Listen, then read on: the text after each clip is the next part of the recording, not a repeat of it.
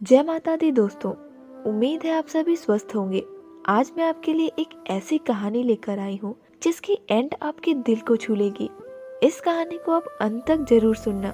मुझे उम्मीद है कि ये कहानी आपको एक अच्छी सीख देगी। तो बिना देर किए कहानी शुरू करते हैं। एक बच्चा था जिसका नाम था निहार। उसके फैमिली में मम्मी पापा और एक बड़ी बहन रहती थी। उसका 10वां जन्मदिन आता है। जन्मदिन के तोहफे में उसे अपने फैमिली की तरफ से एक नई साइकिल मिलती है। साइकिल देखकर वह बहुत खुश हो जाता है क्योंकि वह उसकी पहली साइकिल थी।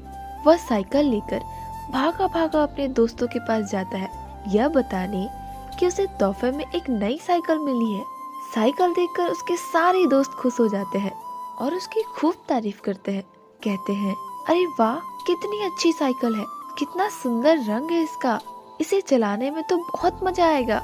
कल हम सब इस पर घूमने चलेंगे। ये ऐसा कहकर सारे बच्चे खुशी खुशी खेलने चले जाते हैं। थोड़ी देर बाद जब निहार आकर देखता है तो उसकी साइकिल वहाँ से गायब हो चुकी थी। वह परेशान हो जाता है और अपने दोस्तों के साथ इधर उधर साइकिल को ढूंढने लगता है, पर कहीं भी उसे साइकिल नहीं मिलती। थक हार कर निराश होकर वह अपने घर चला जाता है। जब उसके पापा को उसके साइकिल गुम होने की खबर मिलती है तो वो उसे खूब डांट लगाते हैं। निहार निराश होकर रोने लगता है क्योंकि वो उसकी पहली साइकिल जो थी। उसकी बहन उसे चुप कराते हुए कहती है कि मैं तुम्हारी साइकिल ढूंढ निकालूंगी। पुलिस में साइकिल चोरी होने की कंप्लेंट कराई जाती है और कुछ ही घंटों में चोर पकड़ा जाता है। निहार खुशी खुशी अपनी दीदी के साथ अपनी साइकिल वापस लेने पुलिस स्टेशन जाता है। जब उनके सामने चोर को लाया जाता है तो वे दोनों आश्चर्यचकित हो जाते हैं क्योंकि चोर एक बुजुर्ग व्यक्ति था। उस डरे सहमे बुजुर्ग व्यक्ति ने घबराते हुए कहा, मुझे माफ कर दो, मैं चोर नहीं हूँ, मैं चोर नहीं हूँ, मैंने जीवन में कभी चोरी नहीं की, ये मेरी मजबूरी थी। सबने पूछा, कैसी मजबूरी? तब बुजुर्ग ने कहा, आज मेरे पोते का 10वां जन्मदिन है। मैंने उसे वचन दिया था कि मैं उसके जन्मदिन पर उसे साइकिल दूंगा। मैंने बहुत कोशिश की पैसे जमा करने की, पर मैं जमा नहीं कर पाया। आज से 2 साल पहले उसके माँ बाप गुजर गए थे। मेरा उसके अलावा और कोई भी नहीं है।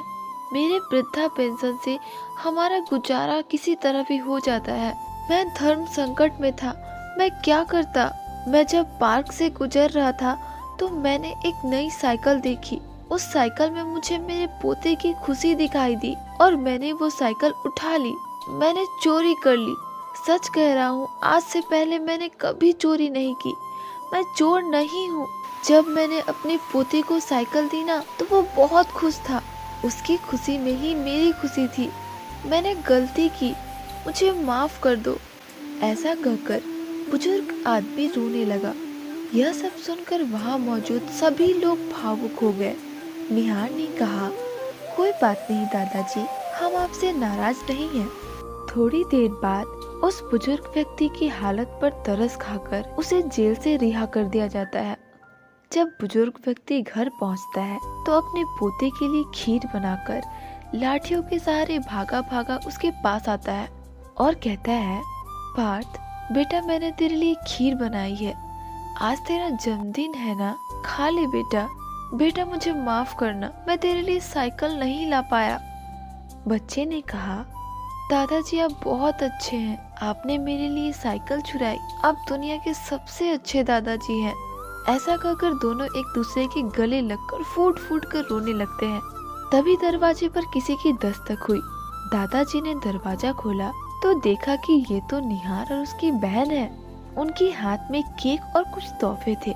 निहार ने कहा, दोस्त, आज तुम्हारा बर्थडे है ना, हम तुम्हारे लिए केक और ये तोहफा लाए हैं। तुम्हारे लिए एक सरप्राइज गिफ्ट भी है।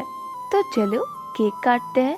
सबने मिलकर बर्थडे सेलिब्रेट किया और फिर बारी आई सरप्राइज गिफ्ट की, और वो सरप्राइज गिफ्ट थी वही साइकिल। निहार ने कहा, दोस्त, आज से ये साइकिल तुम्हारी भी है, तुम जब चाहो इसे चला सकते हो। मैं दूसरी साइकिल तो नहीं खरीद सकता, पर बांट तो सकता हूँ। आज से ये साइकिल हम दोनों की है। बच्चा बहुत खुश हो जाता है और दादाजी की आंखों से भी खुशी के आंसू छलक पड़ते हैं। दोस्तों, बड़े खुशकिस्मत होते हैं वे लोग जिनकी जरूरतों का ख्याल रखने के लिए माता पिता और परिवार है, वरना कुछ लोगों को तो माँ बाप का प्यार भी नसीब नहीं होता। दोस्तों, कभी किसी जरूरतमंद की मदद करने का मौका मिले तो उसे हाथ से जाने मत देना, क्योंकि उस वक्त जो उसके चेहरे पर मुस्कान आएगी ना, वो आपको बहुत सुकून देगी। शायद आप उसकी पूरी तरह से मदद करने में सक्षम ना हो, पर एक छोटा सा योगदान तो दे ही सकते हैं, उस बच्चे निहार की तरह। कहानी अच्छी लगी तो दिल से एक लाइक जरूर दीजिएगा और चैनल पे नए हैं तो सब्सक्राइब कर दीजिए। इसी के साथ मैं आपसे विदा लेती हूँ, फिर मिलूंगी एक नई कहानी के साथ। तब तक के लिए आप अपना ख्याल रखिए, स्वस्थ रहिए, मस्त रहिए, हंसते रहिए, मुस्कुराते रहिए। Thanks for watching.